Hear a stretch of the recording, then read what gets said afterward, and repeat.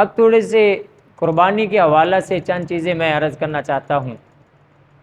سب سے اولین بات تو یہی ہے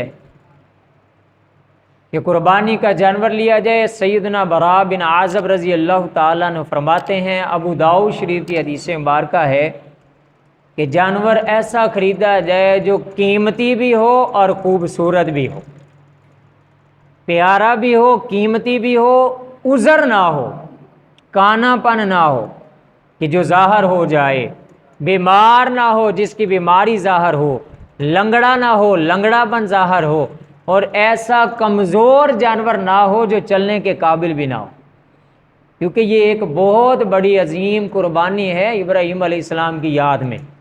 تو اس جانور کو دیکھنے کی بھی احتیاطیں ہیں کہ ایسا جانور ہو جو لوگوں کو بھی پسند ہو، تمہیں بھی پسند ہو، اور پھر اللہ کی بارگاہ میں رضا مندی کے ساتھ اللہ کی رضا کے لیے قربان کیا جائے، تاکہ وہ قیامت والے دن اللہ تعالیٰ اس کو 70 گنا درجے بڑھا کر تمہارے میزان میں رکھ دے گا۔ کیونکہ حدیث مبارکہ میں ہے، سیدہ عائشہ صدیقہ رضی اللہ تعالیٰ عنہ فرماتی ہیں، ترمذی شریف کی حدیث مبارکہ ہے، رسول اللہ صلی اللہ تعالیٰ علیہ وسلم نے فرمایا کہ جانور جو قربانی کا ہوتا ہے قیامت والے دن میزان پر یہ اپنے بالوں کے ساتھ، اپنے خون کے ساتھ، اپنے کھروں کے ساتھ آئے گا، اور اللہ تعالیٰ اس کا وزن 70 گنا بڑھا کے اس کے میزان میں رکھ دے گا۔ اور قربانی کا جانور جب کیا جاتا ہے تو اس کے پہلے قطرہ خون کا زمین پر گرنے سے پہلے اللہ تعالیٰ اس کے گناہوں کو معاف فرما دیتا ہے قربانی کرنے والے۔ تو گرامی قدر، ان باتوں کا خیال رکھتے ہوئے قربانی کا جانور خریدا جائے، بے عیب خریدا جائے۔ ظاہر ہے جب پیسہ خریدنا ہے، پیسے لگانے ہیں، تو ایسا جانور خریدا جائے جس میں کوئی عیب نہ ہو۔ قرآن کہتا ہے لن تنالوا البر حتی تنفقوا مما تحبون، اللہ کی بارگاہ میں وہی پسند ہوتا ہے، پسندیدہ چیز ہوتی ہے جو بندے کو خود پسند لگے، وہ اللہ کو بھی پسند ہوتی ہے۔ لن تنالوا البر حتی تنفقوا مما تحبون۔ اب رہی بات ایک، یہاں میں یہ بات ضرور کہنا چاہتا ہوں، قربانی کا عمل ایک بہت بڑا عمل ہے، اور بلا شبہ اس کا اجر بھی بہت بڑا ہے، بہت بڑا اجر ہے۔ تو اس میں حتی المقدور کوشش کرنی چاہیے کہ ریاکاری نہ ہو۔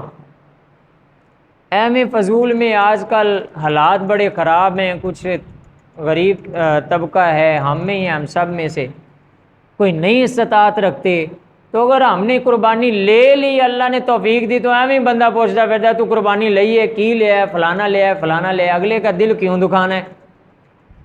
تو بہتر تو یہی ہے کہ بندہ کسی کو پوچھے ہی نہ۔ اگر اللہ نے توفیق دی ہے تو ہر ایک کا ہی دل کرتا ہے، یہ ایک حقیقت بات ہے۔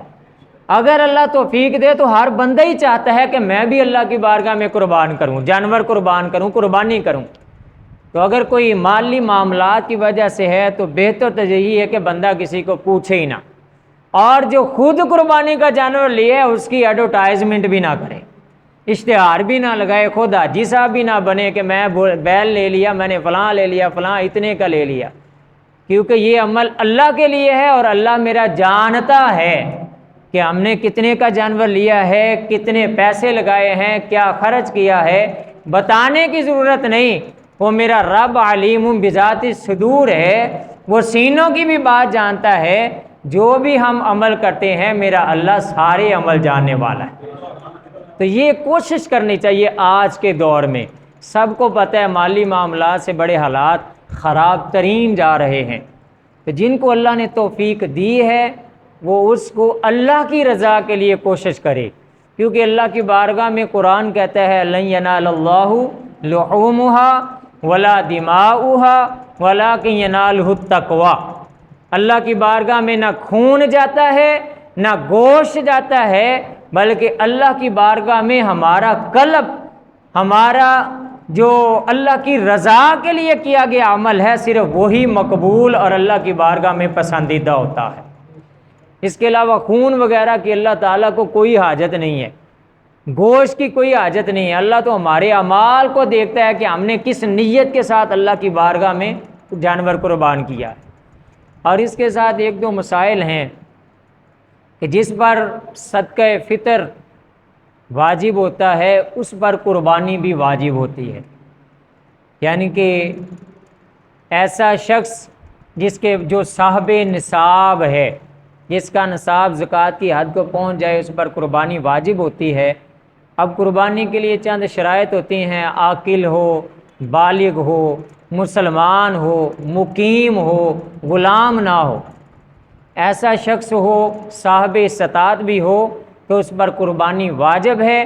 اگر وہ نہیں کرتا تو رسول اللہ صلی اللہ تعالیٰ علیہ وسلم کا فرمان ہے کہ جو صاحب استطاعت بھی ہو، قربانی لے بھی سکتا ہو، پھر بھی نہ قربانی کرے تو ہماری عیدگاہ کی طرف منہ بھی نہ کرے۔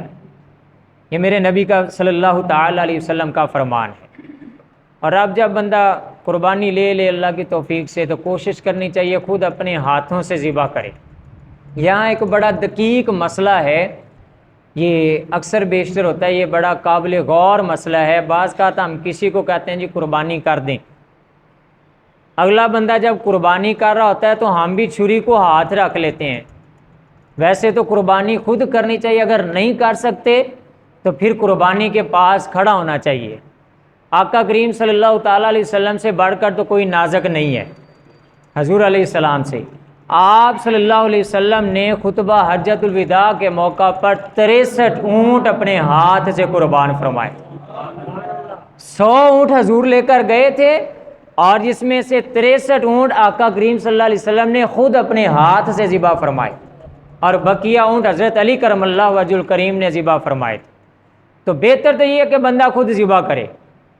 ہاں البتہ اگر کوئی قاری صاحب ہیں یا کوئی گھر میں بڑا ہے یا کوئی محلے دار بڑا ذبح کر رہا ہے، آپ چھری کو ہاتھ لگا رہے ہیں، تو یہ یاد رکھیں آپ پر بھی تکبیر پڑھنا واجب ہے، کہ وہ بھی پڑھے بسم اللہ اللہ اکبر اور آپ بھی پڑھے بسم اللہ اللہ اکبر، اگر آپ نے بھی چھری کو ہاتھ لگایا ہوا ہے۔ یہ بڑا دقیق سا مسئلہ ہے، اکثر لوگ ایسا نہیں کرتے، چھری پکڑ لیتے ہیں، کھڑے رہتے ہیں کہ اس نے پڑھ لیجیے ہماری ہوگی۔ درِ مختار میں یہ لکھا ہوا ہے کہ یہ اس بات کو مد نظر رکھنا چاہیے، یا تو چھری کو ہاتھ نہ لگائیں، پیچھے ہو کے کھڑے ہو جائیں، چھری پکڑا دیں۔ اگر آپ ساتھ ہاتھ لگا کے ذبح کر رہے ہیں تو آپ پر بھی تکبیر پڑھنا واجب ہے، جو بندہ کر رہا ہے اس پر بھی پڑھنا واجب ہے اور آپ پر بھی تکبیر پڑھنا واجب ہے۔ اگر آپ نے تکبیر نہیں پڑھی تو وہ جانور حلال نہیں ہوگا۔ اور اگر ساتھ جانور، یہ بھی ایک عام عرف عام میں مسئلہ ہے، بڑا جانور لے لیا، اس میں 7 حصے ہوتے ہیں، اس میں سے ایک بندہ ایسا بھی آپ نے شریک کر لیا جو کہتا ہے بس گوشت کھانا ہے، ثواب کی نیت نہیں ہے، قربانی کی نیت نہیں ہے، عقیقہ کی نیت نہیں ہے، صرف گوشت کھانے کی نیت ہے، تو یہ بات ذہن نشین ہونی چاہیے کہ اس کے گوشت کی وجہ سے باقی 6 کی بھی قربانی قبول نہیں ہے، کیونکہ اس کی نیت کا ہونا بھی ضروری ہے کہ وہ بھی اللہ کی رضا کے لیے قربانی کر رہا ہو۔ کہ یہ اکثر ہم حصہ ڈالتے ہیں، اس بات کو بھی مد نظر رکھنا چاہیے۔ تو جب قربانی کے لیے جانور ذبح کرتے ہیں، اسلام نے آقا کریم صلی اللہ تعالیٰ علیہ وسلم جہاں ہمارے لیے رحمت للعالمین ہے، وہ جانوروں کے لیے بھی رحمت للعالمین۔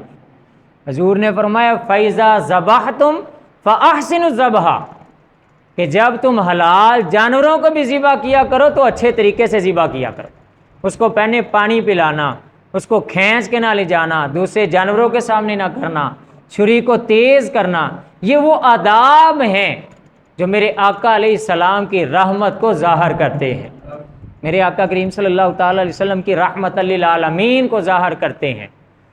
تو جب ذبح کیا جائے تو بہتر ہے کہ بندہ خود ذبح کرے۔ کریم آقا صلی اللہ تعالیٰ علیہ وسلم نے ذبح فرمائے تو سیدہ فاطمہ الزہرا رضی اللہ تعالیٰ عنہ کو کھڑا فرمایا، قریب کھڑا فرمایا۔ تو جب وہ ذبح کرے تو پھر یہ دعا کرے انی وجہت وجہی للذی فطر السماوات والارض حنیفا وما انا من المشرکین ان صلاتی ونسکی ومحیای ومماتی للہ رب العالمین اللہم لک ومنک بسم اللہ اللہ اکبر۔ پھر اس کے بعد چھری ذبح کرے، جانور کو اچھے طریقے سے ذبح کرے۔ ذبح کرنے کے بعد آپ سب کو یہ معلوم ہے کہ اس جانور کے 3 حصے کیے جائیں، ایک حصہ اپنے لیے ہے، ایک حصہ عزیز و قارب کے لیے ہوتا ہے، اور ایک حصہ غرباء کے لیے ہوتا ہے۔ اگر کسی کی بڑی فیملی ہے تو وہ گھر میں بھی رکھ لے تو کوئی حرج نہیں ہے، وہ کھا سکتا ہے۔ صحیح مسلم شریف میں یہ احادیث مبارکہ ہیں۔ اور جب قربانی کرنے کے بعد یہ دعا کرے اللہم تقبل منا من خلیلک ابراہیم علیہ السلام و حبیبک محمد صلی اللہ تعالی علیہ وسلم۔ اللہ تعالیٰ کی بارگاہ میں دعا ہے، اللہ تعالیٰ سمجھنے کی توفیق عطا فرمائے۔